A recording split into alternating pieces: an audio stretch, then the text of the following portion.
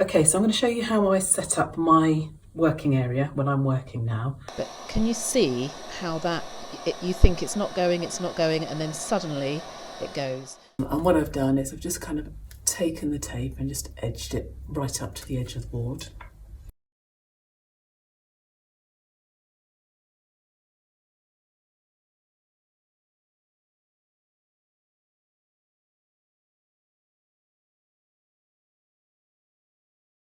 And that is all that encaustic medium is. It is basically purified beeswax plus Damar resin creates encaustic medium. So just to recap, we've got beeswax plus Damar resin equals encaustic medium.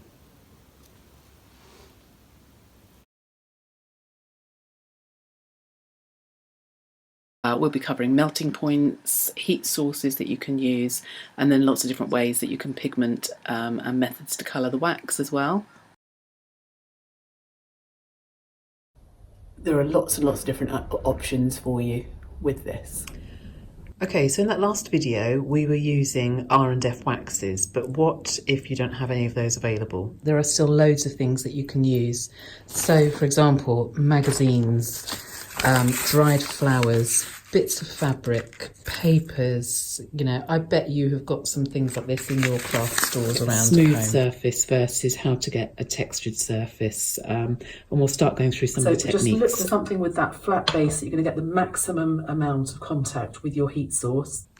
Okay, so that's powdered pigment, pigment sticks, and I'm just going to paint the actual R&F wax block on now just to compare the difference. So take it to that point, give it a quick fuse, really light fuse, and that's another way of adding colour sort of from the top. And the thing about the pan pastels, they're so fine, they just sit really nicely on the top. Take that off, and you're kind of left with that really lovely, gentle stencil finish. So a little bit of background, and I'm going to keep this really brief. The earliest examples date from about the 5th century BC.